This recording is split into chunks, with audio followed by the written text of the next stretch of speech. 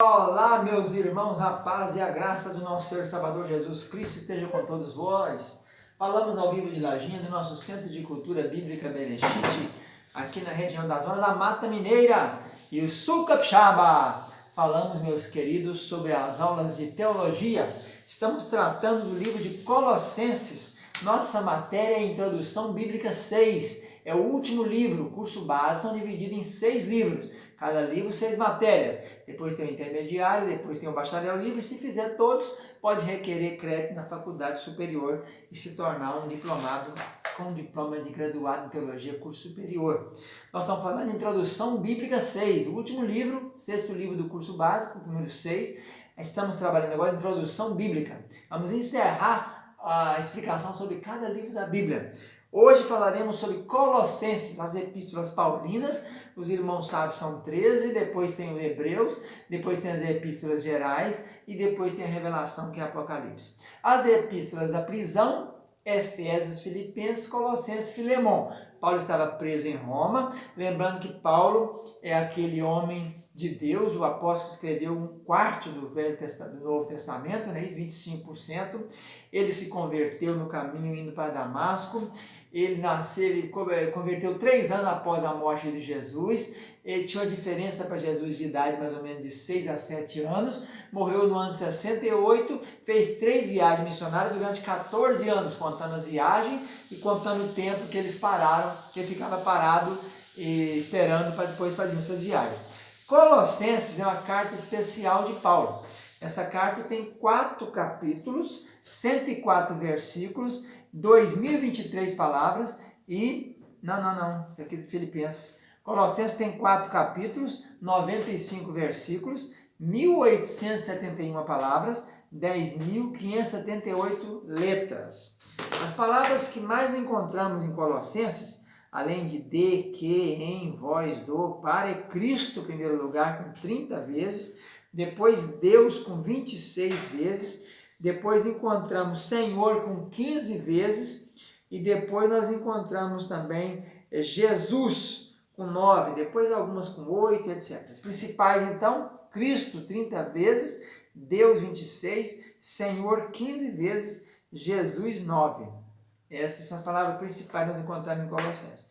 Lembrando que Colossenses é na cidade, a cidade de Colossos, né? 2 S, depois mais um, depois mais outro, 4 S.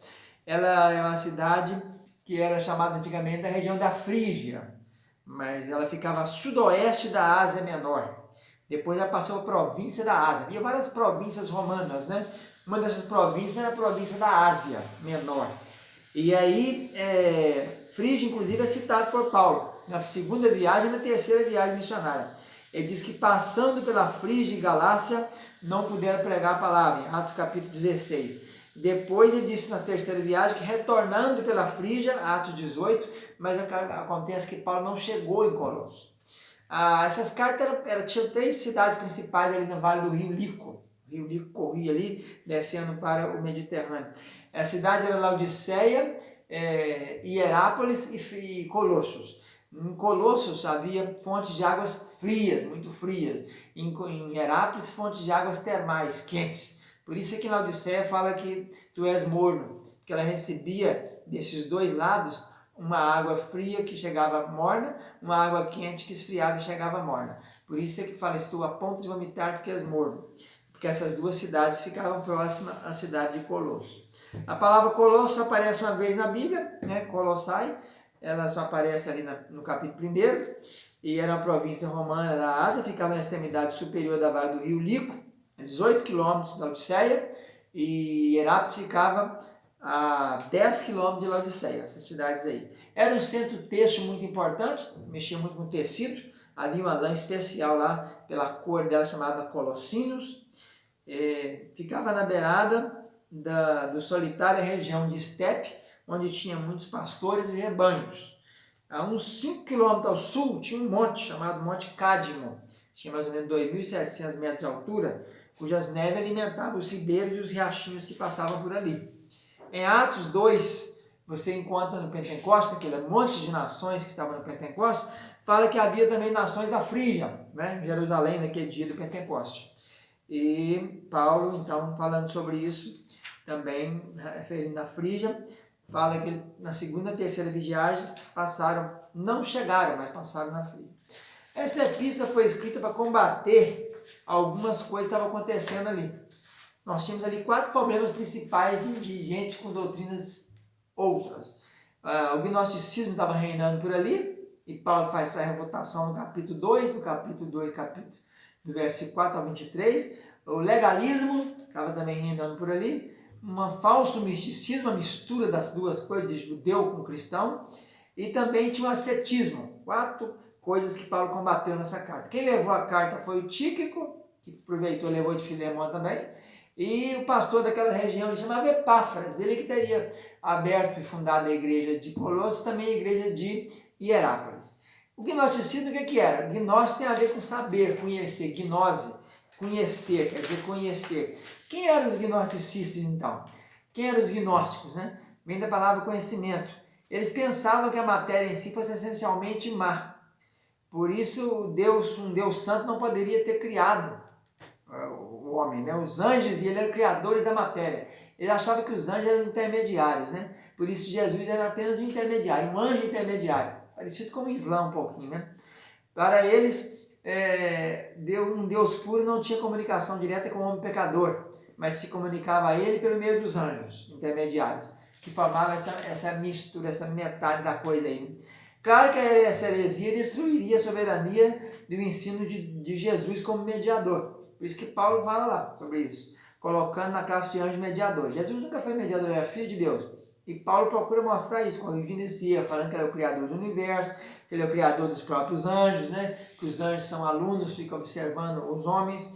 E então ele mostra a preeminência de Cristo, que ele é o primeiro na natureza da igreja, na ressurreição, na ascensão, na glorificação. Ele é o único mediador, salvador e fonte da vida. Então ela foi escrita da prisão, quem levou foi Tíquico, Epáfras, que era o pastor da região, e também sobre o legalismo, que legalismo é o quê? Judaísmo, né? Pegar na lei, sabe mexer com a lei. Na igreja era tempo da graça, a lei já tinha acabado. Então ele fala concernente ao rito da circuncisão, mostrando e combatendo isso, que os que eram cristãos gentios não precisavam se circuncidar. Fala sobre a lei moral, sobre o que se podia e não podia em delitos e pecados. Também sobre a relação matrimonial, festa, dias santos, etc.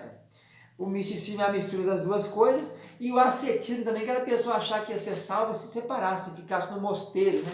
Ficasse num convento, ficasse reclusa, sem comer, sem conforto físico, etc. E tal. Então, nessa carta, ele apresenta essas orientações. E a gente também encontra em Colossos, algumas pessoas que moravam por ali, que são nominadas, a palavra colosso quer dizer tipo monstro, a palavra quer dizer monstro. Algumas pessoas que estão naquela região, que moravam por ali, que são citadas. Onésimo é citado, né? Aquela questão do Filemon, né? O Arquipo, são moradores dessa igreja. Áfia, irmã Áfia, que são citadas em outros livros, não só no livro de Colossenses. Então, essa é a principal preocupação de Paulo com o pessoal daquela igreja de Colossos. Lembrando que ele não passou em Colossos, não relata isso em Atos, ele não esteve nessa cidade. Ele esteve 2 vezes próximo a ela, mas tomou outro caminho, na margem do rio Lico. E ele explica então a verdadeira doutrina declarada, a pessoa de Cristo, a posição de Cristo, a obra de Cristo. No prefácio ele faz aquele famoso prefácio falando, né? Aquela saudação que já é costume dele, que ele sempre faz ela, né? Aquela saudação em nome do Senhor Jesus, etc. Não existem citações do Velho Testamento em Colossenses. Alguns comentaristas referem apenas a algumas alusões, alguns ecos, né? De alguma coisa do Velho Testamento. Mas não existe uma citação direta como existe tanto em outras cartas, em Gálatas, etc. Ele tem na saudação ali, fazer a costumeira ação de graça introdutória, que ele faz nas cartas inteiras. Não existe citação ali do Velho Testamento. E daí que diz que o tema principal é a libertação da lei e de toda forma de religiosidade externa, rituais, filosofias humanas, falso misticismo. Então ele apresenta a união completa e verdadeira com Cristo na vida e na conduta. Paulo argumenta que morremos com Cristo e que as ordenanças rituais, formas mortas de religião, observância de sábado, dia santo, etc., ritos místicos, não têm valia para as pessoas mortas. A santidade prática floresce e é demonstrada a partir da verdade e fé em Deus. Não é possível crer em Cristo, mas não é possível crescer em Cristo, mas quem está nele e anda na luz pode crescer em conhecimento, experiência, plenitude da graça. Então, o livro tem 92 versículos de história, 3 versículos de profecia não cumpridos. Então, é isso aí, as principais orientações sobre este livro de Colossenses. Vamos ficando por aqui, voltamos na próxima aula com Tessalônica, a cidade de Tessalônica, as cartas aos Tessalonicenses. Fica na paz, tchau, tchau, um abraço.